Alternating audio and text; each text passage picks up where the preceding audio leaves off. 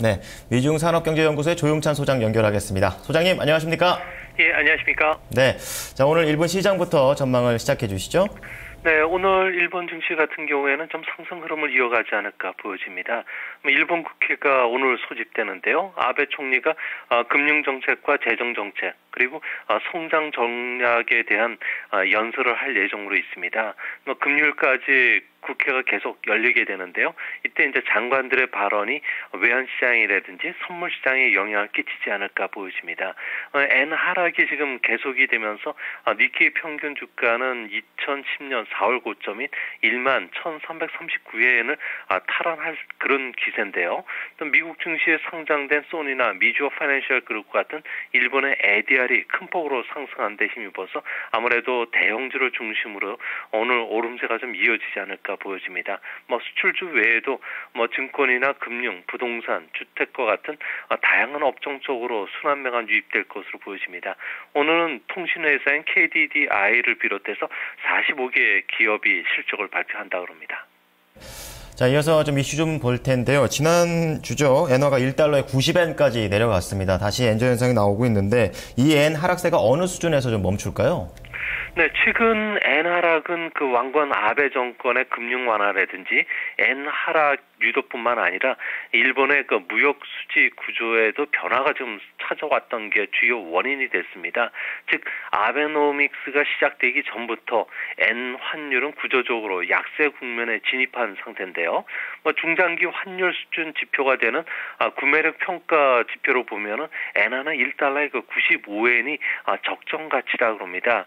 하지만 1달러의 그 110엔대 전후까지 지내왔던 지난 2006년도를 보면은 시카고 상업거래소의 그 순매도 금액이 2조 엔대였는데요.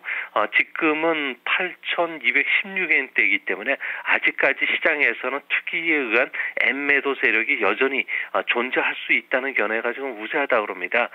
대내의 엔 하락에 대한 견제가 좀 많지만 아베 총리가 24일 날 1차 경제재정자문회의에서 차기 4월 회의에 일본 은행이 목표 달성에 관한 그 수치를 제시하라고 주문한 만큼 현재 레인지대인 그 85엔에서 90엔대가 붕괴된다면 다음 지지선인 95엔에서 100엔대까지 이행할 가능성이 상당히 높아지고 있는 그런 시점입니다. 네, 추가 하락도 염두에 둬야 되는 상황이군요.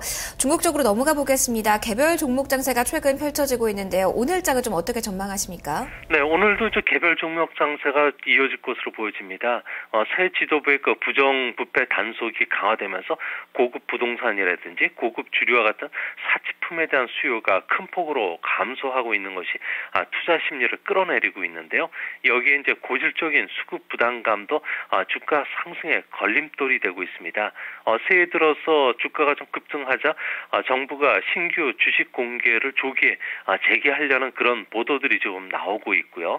또 석유 제품 가격이 상승하면서 춘절 뒤부터는 아무래도 그 가격 인상이 이제 본격화되는 거 아니냐. 특히 이제 중국 인민은행이 물가 관리에 좀 나설 것이라는 그 전망들이 좀 우세합니다. 좀 다행스러운 것은 지금 중국에서는 지방 정부가 주도하는 양회가 되고 있는데요. 정책 계절에 들어간 만큼 병원, 의료, 보험 기업이라든지 에너지 절약 제품 그리고 도시와 관련된 종목들이 부각이 될 것으로 보여집니다. 네, 앞서도 이 선물 매도세가 외국인의 선물 매도세가 증시에 걸림돌이 됐다라고 지적을 해주셨는데요. 네. 우리 증시와 마찬가지로 중국 증시의 외국인 수급 역시 악화될 것이다라는 이야기가 나오고 있습니다. 이 외국인들 중국 증시에서 선현물 매도 포지션 취할 가능성 어느 정도로 보고 계시나요? 네, 지금 현재 중국의 그 외국인들의 투자 한도를 보면은 374억 달러 정도이기 때문에 전체 시가총액의 2%에 불과합니다. 하지만 지난주 금요일부터 외국인들에 대해서 주가지수 선물 투자가 허가가 됐는데요. 이 때문에 선물 매도 전략을 펼칠 수가 있게 됐습니다. 당장 10억 달러 이상 주식을 갖고 있는 UBS라든지 HSBC가 해지 목적으로 선물 투자를 지금 준비를 하고 있는데요. 한 20% 정도만 선물에 외국인들이 투자한다 그러면 한 75억 달러 정도가 되기 때문에 당장은 현물 시장을 교란시킬 정도 정도는 되지는 못할 것으로 보여집니다.